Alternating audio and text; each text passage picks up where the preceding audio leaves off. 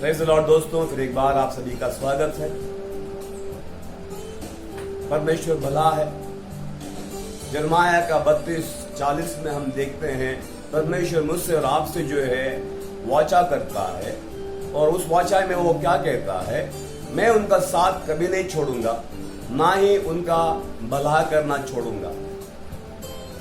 Hallelujah. हमें लगता है कि परमेश्वर ने क्या हमारा साथ छोड़ दिया है, लेकिन परमेश्वर कभी साथ नहीं छोड़ता। इसीलिए मैं बार बार कहता हूं कि वचन पर अध्ययन करो, वचन का मनन करो, वचन को जानना जरूरी है।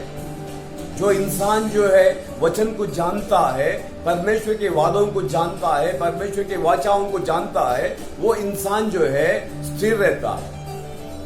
यीशु ने भी बार बार कहा है, मत्ती का 4:4 में हम देखते हैं, मत्ती का 7 में देखते हैं, जो इंसान मेरे वचन सुनता है और उसके अनुसार करता है, वो उस इंसान के समान है जिसने अपना घर जो है चट्टान पर बनाया है। मत्ती का 4:4 में लिखा है कि इंसान केवल रोटी से नहीं, लेकिन परंतु परमेश्वर के मुख से निकले एक एक वचन से जीवित रहता है। सारी बातें कही हैं।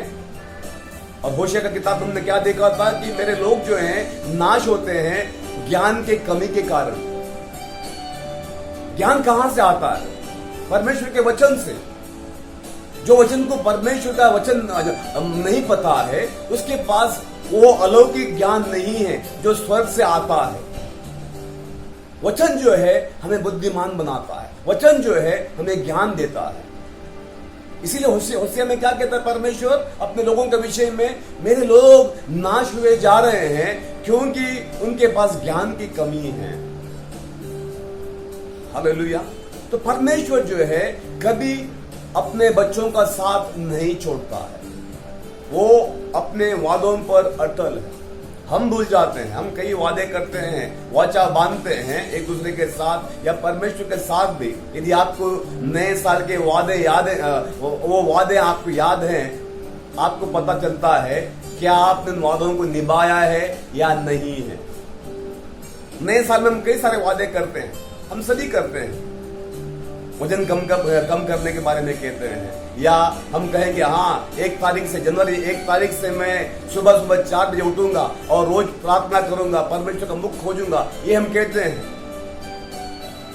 लेकिन हम सबको पता है हम कितना वो वादे को निभाते हैं, कितने लोगों ने वो वादा रखा है और कितने लोग उस वादे में मुकर गए हैं, हमें पता है। फिर भी परमेश्वर दयालु है, प्रेमी है, अनुग्रह का भंडार है। हालेलुया। उसका चरित्र, उसका स्वभाव वही है, वो प्रेमी है, वो प्यार करता है। वचन में लिखा है जैसा एक बाप या माँ अपने बच्चे पर दया करता है, वैसा ही जो है वो हम पर दया करता है। उसे पता है हम कमजोर हैं। हालेलुया। तो इसलिए उसने हमारे कार्यों के अनुसार हमसे प्यार नहीं किया है। हमारे काम अच्छे थे इसलिए उसने हमें अपनाया है, इसलिए नहीं, वो अच्छा है इसलिए उसने हमें अपनाया है और उसने हमें रचा है। हालेलुया।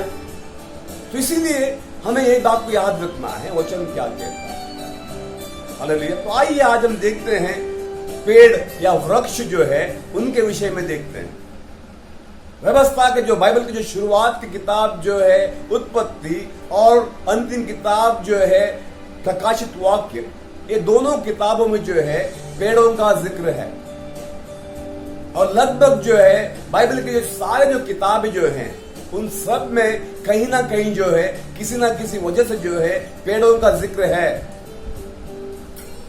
हालेलुया। तो यहां पर उत्पत्ति की किताब में हम क्या देखते हैं, खास करके जो है 2 पेड़ों का जिक्र किया गया है। बाकी पेड़ों का जिक्र किया गया जो परमेश्वर उनसे कहता है, तो ये जो फल, इन पेड़ के जो फल हैं तुम्हारे खाने के लिए मैंने बनाए हैं, तुम खा सकते हो।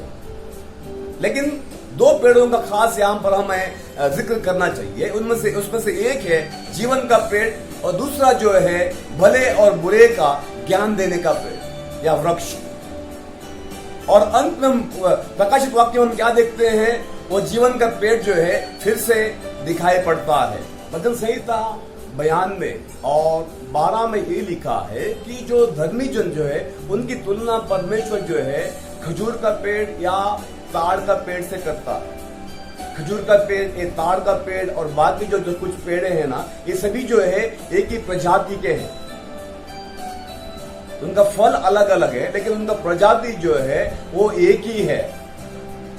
तो यहां पर क्या कहता है परमेश्वर का वचन, हमें क्या धर्मी की तुलना किससे करता है कि धर्मी जो है खजूर के पेड़ के समान फूलेंगे और फलेंगे।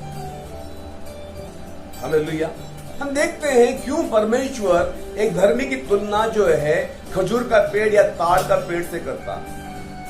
खजूर का पेड़ जो हमारे देश में जो बहुत कम दिखाई पड़ते हैं, लेकिन ताड़ का पेड़ जो है हम सभी जो है जानते हैं, हमने देखा है। हालेलुया। तो इस ताड़ का पेड़ की या खजूर का पेड़ की जो एक सबसे पहली जो खास बात है वो है सीधे आकाश की तरफ जो है वो बढ़ने लगता है। तो परमेश्वर मुझसे और आपसे क्या हमें बताना चाहता है इस ताड़ का पेड़ या खजूर का पेड़ के उस तुलना से? वो क्या कहते हैं परमेश्वर कि तुम्हारा दृष्टि जो है स्वर्ग की तरफ लगाए रखो। इस हम पौलुस भी हम देखते हैं, पौलुस हमसे क्या कहता है कलीसिया से कि तुम्हारी आंखें जो है स्वर्ग की बातों पर लगाए रखो, क्योंकि जहां पर तुम्हारा धन है वहीं पर तुम्हारा मन लगा रहता है। अगर हमारा धन जो है संसारिक बातों पर है तो हम जो है हमारी निगाहें जो है स्वर्ग की तरफ हम लगा नहीं सकते हैं, क्योंकि हमारा मन जो है जहां हमारा धन है वहीं पर होता है। हम सभी को पता है जब कुछ होता है, देश में कुछ होता है, आर्थिक परेशानी होती है, तब हमारा मन जो है अगर बैंक में लॉकर में सोना है या पैसा है तो हमारा मन जो है उसी पर लगा रहता है। हमें एक तरह की चिंता या घबराहट लग जाती है, क्योंकि हमें लगता है मेरे पैसे का क्या होगा, मेरा सोना या चांदी जो मैंने बैंक के लॉकर में रखा है उसका क्या होगा। हमें ये चिंता सताने लगती है क्योंकि देश की आर्थिक हालात जो है बिगड़ गई है। उसी तरह से जो है जहां हमारा धन है वहीं पर हमारा मन भी लगा रहता है। तो इस ताड़ का पेड़ के द्वारा या खजूर के पेड़ के दृष्टांत के द्वारा, तुलना के द्वारा परमेश्वर हमसे क्या कहता है कि तुम्हारा धन जो है स्वर्ग में होना है, ताकि तुम्हारा मन भी जो है उसका पीछा करे। तो इस ताड़ का पेड़ या खजूर का पेड़ का एक लक्षण क्या है, खास बात क्या है, वो सीधे जो है आकाश की तरफ या स्वर्ग की तरफ जो क्या होता है बढ़ता है। लेकिन बाकी पेड़ ऐसे नहीं है। बाकी पेड़ जो है उनकी डालियां आने लगती हैं और वो हर दिशा में वो बढ़ने लगते हैं, लेकिन जो ताड़ का पेड़ या खजूर का पेड़ जो है या उनके प्रजाति के दूसरे पेड़ जो हैं ये सिर्फ और सिर्फ जो है ऊपर की तरफ बढ़ने लगते हैं। हालेलुया। तो परमेश्वर उत्साहित करता है कि मेरे बच्चों तुम्हारे निगाहें जो हैं मुझ पर लगाए रखो। हालेलुया। तो बहुत जरूरी है कि हम भी जो हैं हमारे निगाह जो है स्वर्ग की तरफ लगाए रखें, यीशु पर लगाए रखें जो हमारा विश्वास का करता है, उसी पर हमारी निगाहें लगी रहें, ताकि हम भी जो है उस ताड़ या खजूर के पेड़ के समान जो है सिर्फ एक ही दिशा में, ऊपर की दिशा में जो है हम बढ़ते जाएं। हालेलुया। नहीं तो हम बाकी पेड़ों की तरह हर जगह हम फैलेंगे और हमारा जो ध्यान जो है बढ़ता रहेगा। हमारा ध्यान जो है स्वर्ग की तरफ भी रहेगा और संसार की बातों पर भी रहेगा। इसलिए बहुत जरूरी है हम जो हैं हमारी निगाहें जो हैं इस ताड़ के पेड़ की तरह स्वर्ग की ओर रखें, ताकि हम भी जो हैं सीधे स्वर्ग की तरफ जो है हम बढ़ते जाएं। Praise the Lord. बहुत जरूरी है। इसीलिए परमेश्वर जो है हमारी तुलना जो है, हम जो धर्मी जो है, जो धार्मिकता के मार्ग पर चलते हैं, उनकी तुलना जो है परमेश्वर उस ताड़ का पेड़ या खजूर का पेड़ की तरफ करता है। हालेलुया। तो इसलिए बहुत जरूरी है हम धार्मिकता के मार्ग पर हम अगर हैं, हम फूलेंगे और फलेंगे।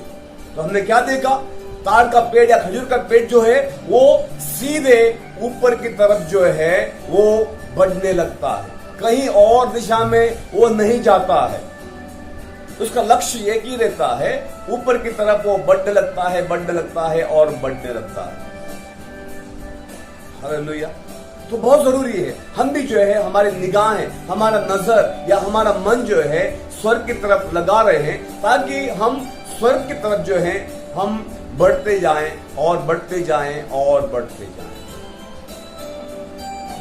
और बाकी हम वहां पर क्या देखते हैं, भजन संहिता 112 अध्याय हम 2 में हम क्या देखते हैं कि क्यों जरूरी है कि हम सीधे रहें, टेढ़ी चाल ना चलें। हालेलुया। हम देखते हैं व्यवस्था विवरण का 32:4 में हम क्या देखते हैं, परमेश्वर के वचन में विषय में यहां पर क्या लिखा है, परमेश्वर सीधा है, वो टेढ़ी चाल नहीं चलता है, वो सीधा है, वो जो है वो है, वो कहता एक है या करता एक है, ऐसा नहीं है। तो इसलिए यहां पर क्या कहता है, व्यवस्था विवरण का 32:4 में क्या कहता है परमेश्वर के विषय में, वो सीधा है, वो कभी गलत नहीं करता है, वो सीधा है। और परमेश्वर उम्मीद करता है कि उसके बच्चे हम जो हैं, जो उससे उत्पन्न हुए हैं, उसके वचन के द्वारा उत्पन्न हुए हैं, या जो यीशु पर विश्वास करते हैं, वो भी सीधा रहें, वो टेढ़ी चाल ना चलें। और जब हम सीधा चाल चलते हैं, मन की खराई से हम चलते हैं, उसके साथ जो है बहुत आशीष जुड़ा हुआ है। तो सबसे पहली आशीष हम क्या देखते हैं, सीधे लोगों की संतान जो है वो आशीष प्राप्त करती है। इसलिए जो माँ बाप जो हैं खास करके ध्यान दें, और आगे जो माँ बाप बनने वाले हैं सभी ध्यान दें, क्यों जरूरी है हम सीधी चाल चले, टेढ़ी चाल नहीं। अगर मैं टेढ़ी चाल चलता हूं, उसका असर जो है आने वाली पीढ़ी पर होता है। हम गुनाह करते हैं, हम टेढ़ी चाल चलते हैं, लेकिन उसका खामियाजा या उसका अंजाम जो है आने वाली पीढ़ी को भुगतना पड़ता है।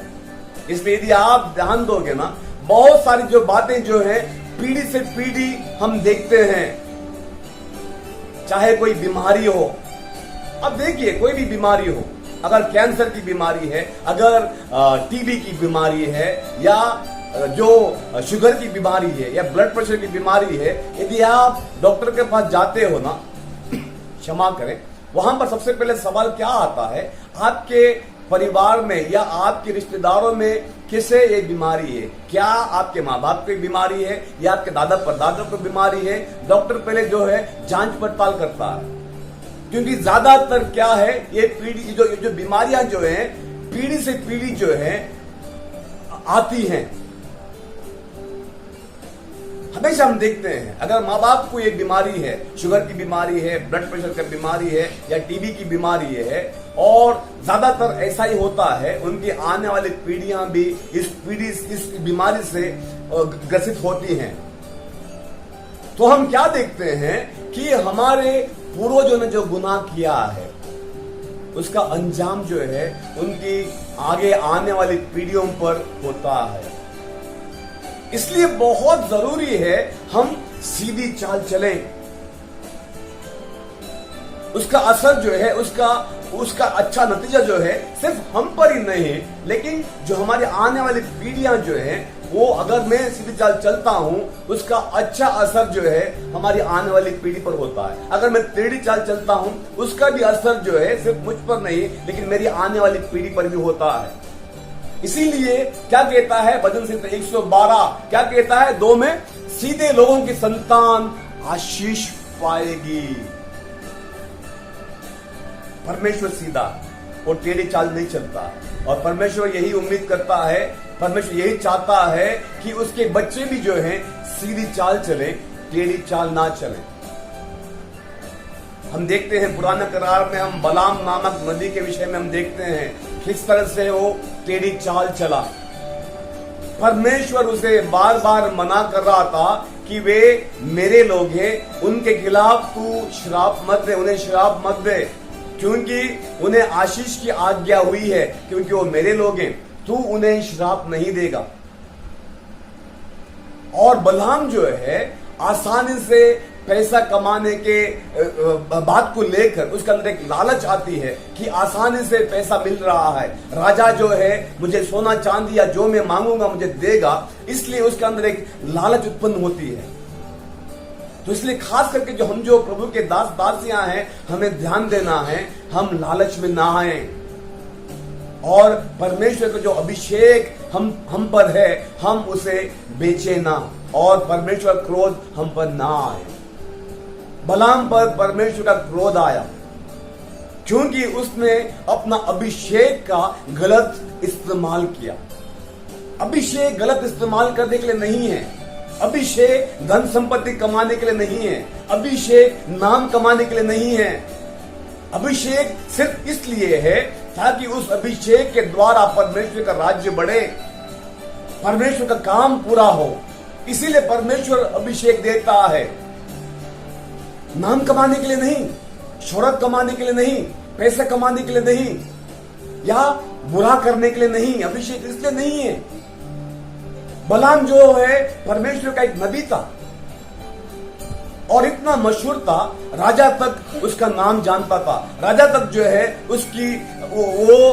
उसका नाम पता था। इसलिए जब राजा देखता है इजरायली लोग जो हैं उसके देश के जो है सीमा के आसपास वहां पर वो डेरा लगाए हुए हैं, वो डर जाता है। इसीलिए वो बलाम को जो है बुलावा भेजता है ताकि बलाम जो है आकर उन्हें श्राप दे, ताकि राजा जो है बलाक जो है उनके ऊपर जय हासिल करें। बलाम का क्या फर्ज बनता कि वो गलत काम नहीं करेगा। परमेश्वर ने हमें श्राप देने नहीं बुलाया, तो इसलिए परमेश्वर के दास दासियों इस बात को ध्यान दे, किसी को श्राप ना दे, किसी का बुरा ना चाहें। इवन जो बुरा करता है, यीशु कहता है उसके लिए प्रार्थना करो, उसके लिए दुहाई करो, उसका भला चाहो। इसलिए हमें बुलाया है क्योंकि हम परमेश्वर के बच्चे हैं। हम संसार के लोग नहीं हैं, हम स्वर्ग के हैं, हम परमेश्वर के बच्चे हैं। जैसा परमेश्वर है वैसा हमें और आपको बनना है।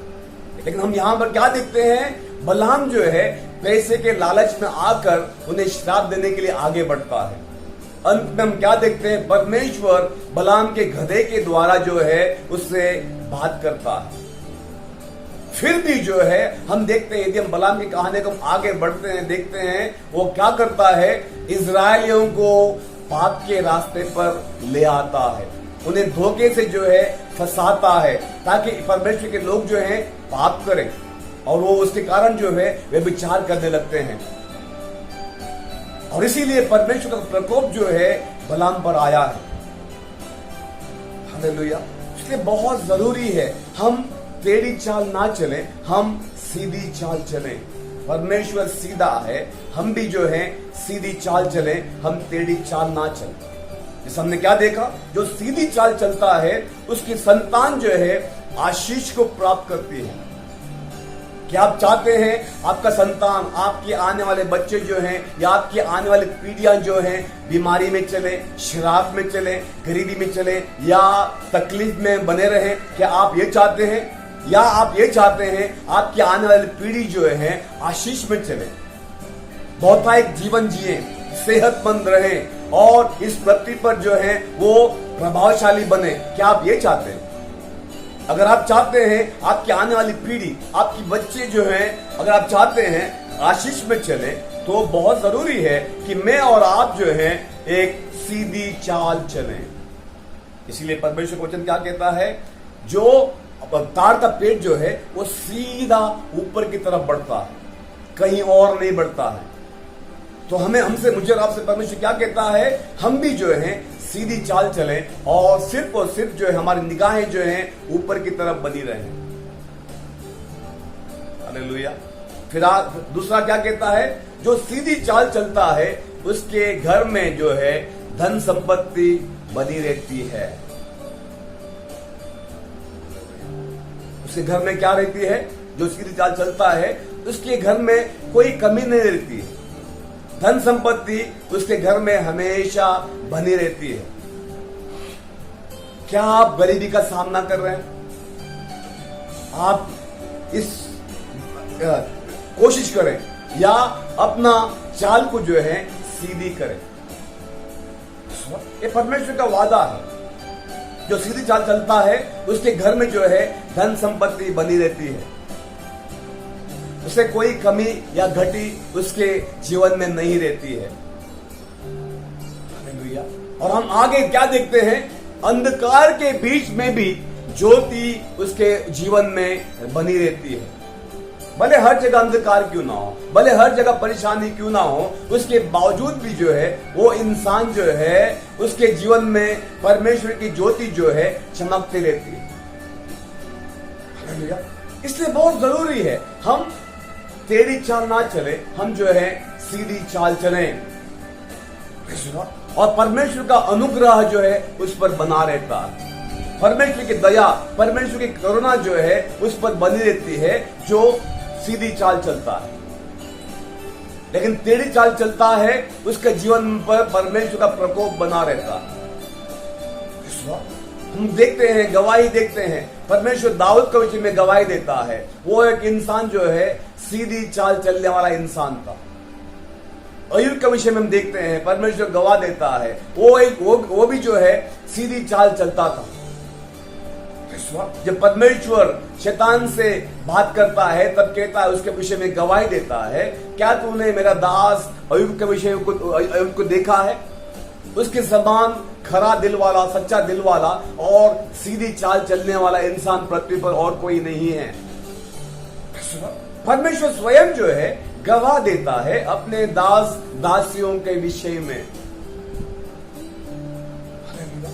हम सीधी चाल चलना चाहिए।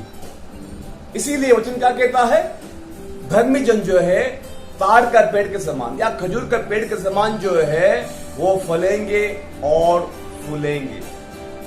हम अपने जीवन को परखें, क्या हमने कभी टेढ़ी चाल चली है? क्या हमने कभी दिल में एक या जबान में एक किया है? बहुत जरूरी है सीधी चाल चलना, क्योंकि उसी से जो है आशीष जुड़ा हुआ है।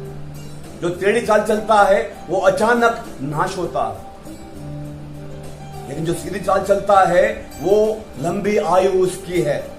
उसके बच्चे जो हैं, उसकी पीढ़ी जो है आशीष को प्राप्त करती है। धन संपत्ति उसके घर में बनी रहती है। अंधकार के बीच में भी जो है वो इंसान ज्योति में चलता है, वो ठोकर नहीं खाता है। हम देखते हैं दाऊद के विषय में, हम देखते हैं शुरुआत में उसने एक कठोर पाप किया, लेकिन वो पश्चाताप करता। परमेश्वर हरेक को पश्चाताप का मौका देता है और दाऊद ने दिल से पश्चाताप किया और उसके बाद से उसने कभी भी जो है पीछे मुड़ के नहीं देखा। और इसीलिए हम देखते हैं दाऊद की धार्मिकता, या दाऊद जो है सीधी चाल चलने लगा उसके बाद, और परमेश्वर उसके विषय में गवाही देता है कि जब हम देखते हैं उसके बच्चे जो हैं परमेश्वर के जो धार्मिकता के मार्ग पर नहीं चलते हैं। यदि हम देखते हैं पहला राजा, दूसरा राजा, पहला इतिहास, दूसरा इतिहास की किताब हम पढ़ते हैं, वहां पर हम क्या देखते हैं, दाऊद की जो आगे आने वाली जो पीढ़ी जो है गलत रास्ते पर चलती है। लेकिन परमेश्वर, यदि हम देखेंगे, मेरा दास दाऊद के कारण मैं उसे सजा नहीं दूंगा। यानी कि दाऊद का जो पीढ़ी की जो राजा जो आगे आते हैं, परमेश्वर क्या कहता है, दाऊद के अच्छे कामों को याद करता है, दाऊद की धार्मिकता को याद करता है, दाऊद की भलाई को याद करता है।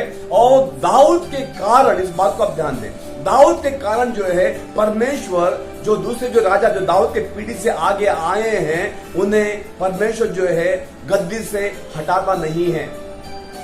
उसकी वजह क्या है मेरे दोस्तों, ध्यान दें, दाऊद की धार्मिकता, दाऊद की पवित्रता, दिल से उसने परमेश्वर का पीछा किया। इस वजह से कारण जो है परमेश्वर याद करता है। कई पीढ़ियों के बाद भी जो है परमेश्वर की धार्मिकता को और परमेश्वर की सच्चाई, दाऊद की सच्चाई को याद करके उसकी जो पीढ़ी के जो लोग जो हैं, जो राजा की गद्दी पर आए हैं, उन्हें परमेश्वर जो है गद्दी से हटाता नहीं है, क्योंकि वो दाऊद के भले काम, दाऊद के जो सच्चाई को याद करता है। अगर आप माँ बाप, हम जो माँ बाप जो हैं धार्मिकता के मार्ग पर चलते हैं, सच्चाई के मार्ग पर चलते हैं, खरी चाल चलते हैं, टेढ़ी चाल नहीं चलते हैं लेकिन सीधी चाल चलते हैं, परमेश्वर जो है आगे जो हमारी आने वाली पीढ़ियां जो है तब भी याद करेगा और हमारा ये धार्मिकता का काम, हमारा भलाई के कारण जो है हमारे बच्चों को जो है नाश से बचाएगा और उनकी रक्षा करेगा, क्योंकि वो याद करता है कि आपने या मैंने जो है सही चाल चली थी। तो इसका जो है मैं चाहता हूं कि उसका जो अगला जो हिस्सा जो है मैं आपको अगले रविवार को बताऊंगा और क्या खासियत जो है इस ताड़ या खजूर का पेड़ का। परमेश्वर आपको आशीष दे।